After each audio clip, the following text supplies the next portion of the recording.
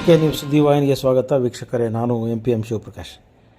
Neat ಪರೀಕ್ಷಾ ವ್ಯವಸ್ಥೆಯಿಂದ ವಿದ್ಯಾರ್ಥಿಗಳಿಗೆ ಉಂಟಾಗಿರುವ ಅನ್ಯಾಯಕ್ಕೆ ನ್ಯಾಯ ಒದಗಿಸುವಂತೆ ಕೇಂದ್ರ ಶಿಕ್ಷಣ ಸಚಿವರ ರಾಜೀನಾಮೆಗೆ ಆಗ್ರಹಿಸಿ ಜುಲೈ 20ರಂದು ದೇಶದ ವಿವಿಧ ವಿದ್ಯಾರ್ಥಿ ಮತ್ತು ಯುವಜನ ಸಂಘಟನೆಗಳು ನಡೆದ ಸಂಸತ್ ಚಲೋ ಕರೆಯ ಸಂದರ್ಭದಲ್ಲಿ ಪ್ರತಿಭಟನಾ ನಿರತ ವಿದ್ಯಾರ್ಥಿಗಳು ಮತ್ತು ಯುವಜನರ ಮೇಲೆ ದೆಹಲಿ ಪೊಲೀಸರು ನಡೆಸಿದ ಬಲಪ್ರಯೋಗ ಖಂಡನೀಯ ಎಂದು CPI ಜಿಲ್ಲಾ ಮುಖಂಡ ಹಲಗಿ ಸುರೇಶ್ ಖಂಡಿಸಿದರು.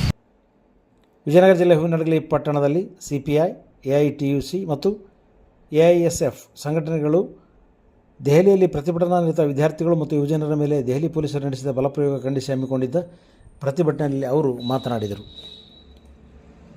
ಜಂತರ್ ಮಂತರ್ನಲ್ಲಿ ನಡೆದ ಹೋರಾಟದಲ್ಲಿ AISF ಹಾಗೂ ವಿವಿಧ ಎಡಪಂಥೀಯ ವಿದ್ಯಾರ್ಥಿ ಯುವಜನ ಸಂಘಟನೆಗಳು ಸಕ್ರಿಯವಾಗಿ ಪಾಲ್ಗೊಂಡಿದ್ದವು. ವಿದ್ಯಾರ್ಥಿಗಳು ಉಪವಾಸ ಸತ್ಯಾಗ್ರಹ ಸೇರಿದಂತೆ ವಿವಿಧ ಹೋರಾಟಗಳಲ್ಲಿ ಭಾಗವಹಿಸಿದರು.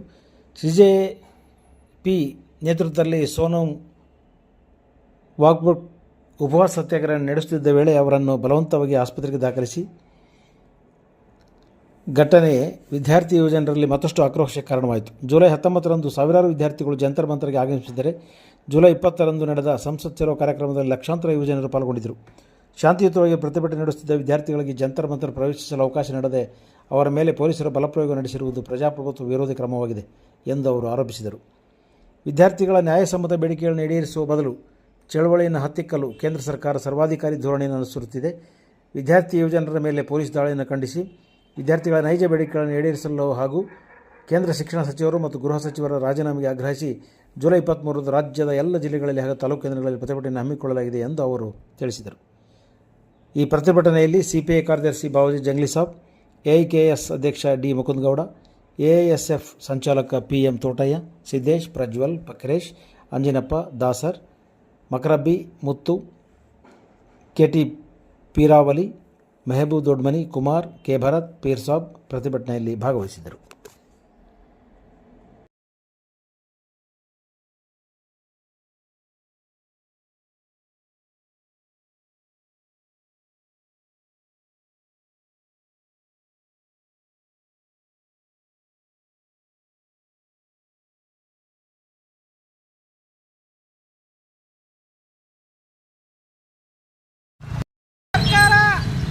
ವಿದ್ಯಾರ್ಥಿಗಳಿಗೆ ಬಹಳ ಹೋರಾಟಕ್ಕೆ ಅಡಚಣೆ ಮಾಡುತ್ತಿದ್ದು ಮತ್ತು ದೆಹಲಿಯಲ್ಲಿ ವಿದ್ಯಾರ್ಥಿಗಳು ನಿರಂತರವಾಗಿ ಹೋರಾಟ ಮಾಡ್ತಾ ಇದ್ದಾರೆ.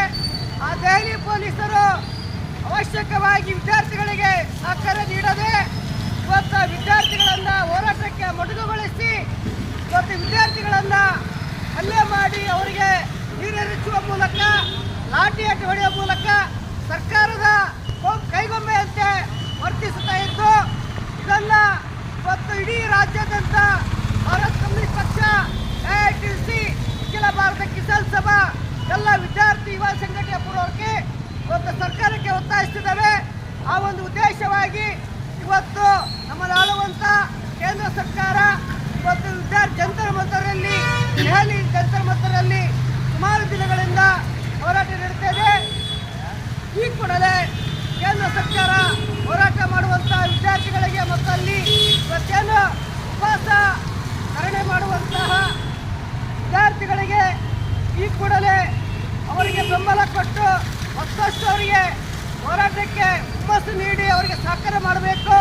ಇವತ್ತೇನು ವಿದ್ಯಾರ್ಥಿಗಳ ಮೇಲೆ ಮತ್ತು ಯುವಕರ ಮೇಲೆ ಹಲ್ಲೆ ಮಾಡಿದಂಥ ಪೊಲೀಸ್ ದೌರ್ಜನ್ಯ ಈ ಕೂಡ ನಿಲ್ಲಬೇಕಂತ ಈ ಮೂಲಕ ಭಾರತ ಕಮ್ಯುನಿಸ್ಟ್ ಪಕ್ಷ ನಾವು ಈ ಮೂಲಕ ಒತ್ತಾಯಿಸಿದ್ದೇವೆ. ಈ ಹೋರಾಟಕ್ಕೆ ಇದೇ ನಿಲ್ಲಲ್ಲ ಮತ್ತು ಭಾರತ ಕಮ್ಯುನಿಸ್ಟ್ ಪಕ್ಷ ಇಡೀ ರಾಜ್ಯಾದ್ಯಂತ ಈ ಹೋರಾಟವನ್ನು ಮಾಡ್ತಾ ಬಂದಿದ್ದೇವೆ. ನಿರಂತರವಾಗಿ ಈ ಹೋರಾಟ ಮುಂದುವರಿತದೆ ಅಂತ ಹೇಳುತ್ತಾ ಮಾತಾಡಲಿಕ್ಕೆ ಅವಕಾಶ ಮಾಡಿಕೊಡುವಂಥ ಎಲ್ಲ ನಮ್ಮ ಸಂಗಾತಿಗಳು ಹೊಂದಿಸ್ತಾ ಇದ್ದೇವೆ. ಈ ಪ್ರತಿಭಟನೆ ಉದ್ದೇಶಿಸಿ ಇನ್ನೊಬ್ಬ ನಮ್ಮ ಪಕ್ಷದ ಕಾರ್ಯದರ್ಶಿಗಳಾದಂಥ ಬಾವಾಜಿ ಜಂಗ್ಲಿ ಸಾಬರು ಅಂತೇಳಿ ಮಾತಾಡಬೇಕು.